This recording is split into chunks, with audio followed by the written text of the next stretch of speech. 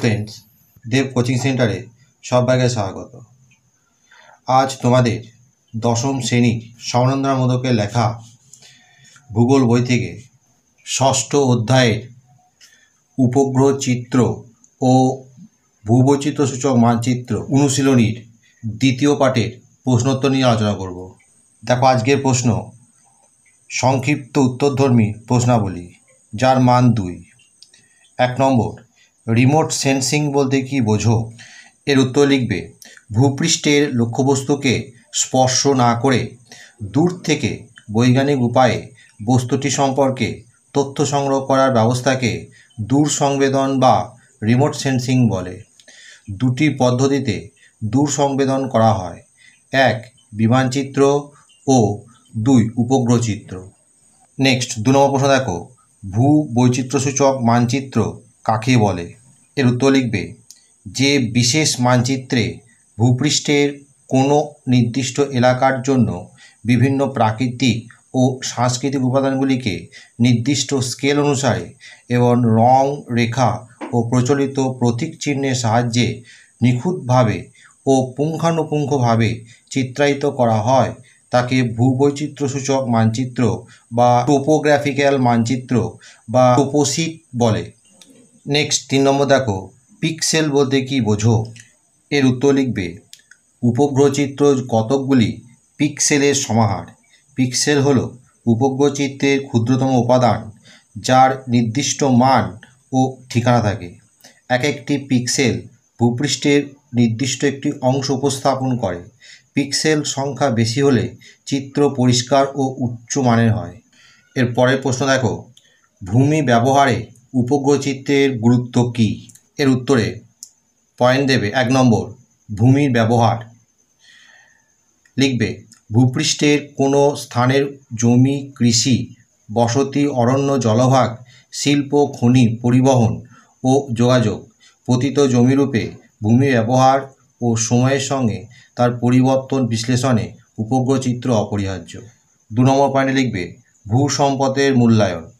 কোনো স্থানের কৃষিজমি, ভৌমজল, ভূপৃষ্ঠস্থ জলভাগ, মাটি, উদ্ভিদ, খনিজ দ্রব্য, মাছ, জনসংখ্যা, সড়ক ও রেলপথ ইত্যাদি সম্পদ সমীক্ষা, পরিমাণ নির্ধারণ ও মূল্যায়নে উপগ্রহ চিত্র ব্যাপকভাবে ব্যবহৃত হয়।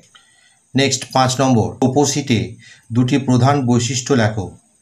এর উত্তরে 1 নম্বর পয়েন্ট দেবে, সুনির্দিষ্ট স্কেল লিখবে, প্রতিটি সিরিজে ম্যাপ সুনির্দিষ্ট স্কেলে অঙ্কিত, যেমন 1:50,000, 1:25,000। 2 নম্বর, সুনির্দিষ্ট অবস্থান, বিস্তার ও ক্ষেত্রফল পয়েন্ট দেবে, লিখবে, নির্দিষ্ট স্কেলের ভিত্তিতে আঁকা মানচিত্রগুলির অক্ষাংশ ও দ্রাঘিমাংশগত বিস্তার, অবস্থান, সীমানা ও ক্ষেত্রমান সুনির্দিষ্ট থাকে, যেমন 73.1/5 ম্যাপটির স্কেল 1:5000 বা 1 সেন্টিমিটার সমান 0.5 কিলোমিটার।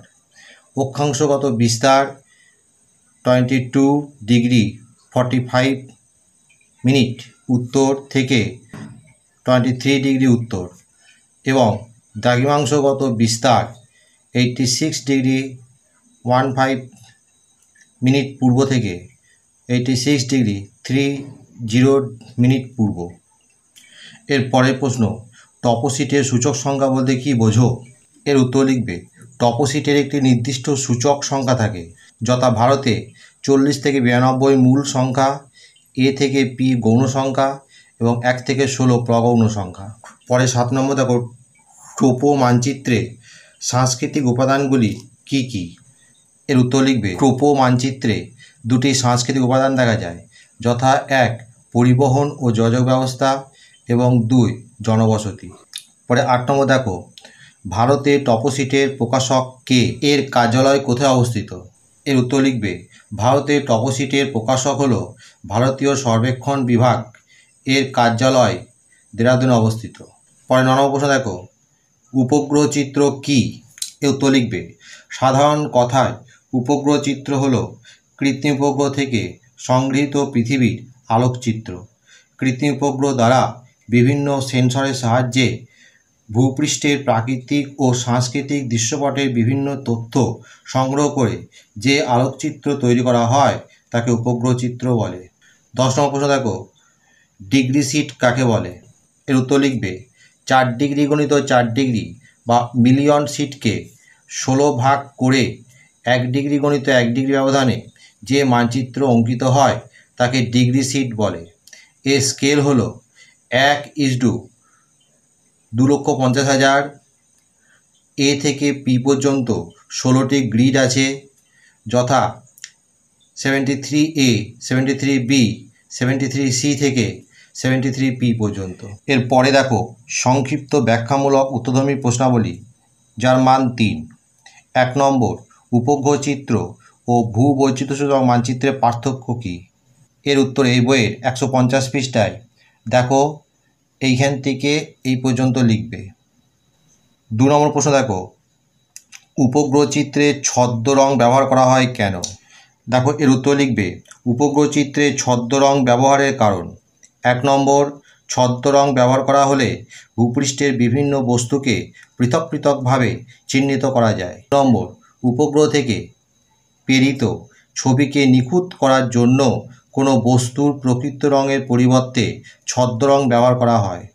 3 নম্বর, উপগ্রহ চিত্রে ছদ্ম রং ব্যবহারের মাধ্যমে বিভিন্ন গুরুত্বপূর্ণ স্থান সংক্রান্ত তথ্য এবং সেনাবাহিনীর নানা কাজ সংক্রান্ত তথ্য গোপন রাখা যায়।